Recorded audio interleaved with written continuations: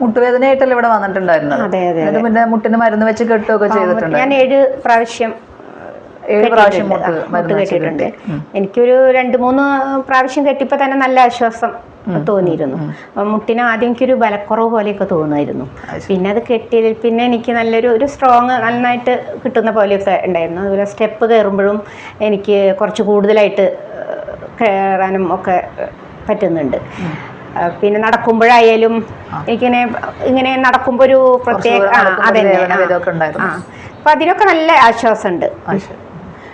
2 മുഴുവനായിട്ട് മാറിയെന്ന് പറയാം. പിന്നെ അതിനായിട്ട് പിന്നെയും നമ്മൾ കുറച്ചുകൂടെ എനിക്ക് ഇതുണ്ട്, വെരിക്കോസിന്റെ കുറച്ചുണ്ട് ഇവിടെ പ്രശ്നമുണ്ട്. അപ്പൊ അതിന്റെ മരുന്നും ഒക്കെ ആയിട്ട് കഴിക്കുന്നുണ്ട്. അപ്പൊ ഇനിയിപ്പോ നമുക്ക് മുട്ട് മരുന്ന് വെച്ച് കെട്ടൊന്നും വേണ്ട, പക്ഷെ നമുക്ക് ആ മരുന്ന് കഴിക്കുന്നത് അകത്തോട്ട് കഴിക്കുന്നതും മുട്ടിൽ പരട്ടുന്ന മരുന്നുകളൊക്കെ തന്നിട്ടില്ലേ? ആർത്രൈറ്റിസ് ലിനമെന്റ്, കോറൽ ഗീ, അതൊക്കെ നമുക്ക് മുട്ടിന് പരട്ടാൻ നല്ലതാണ്.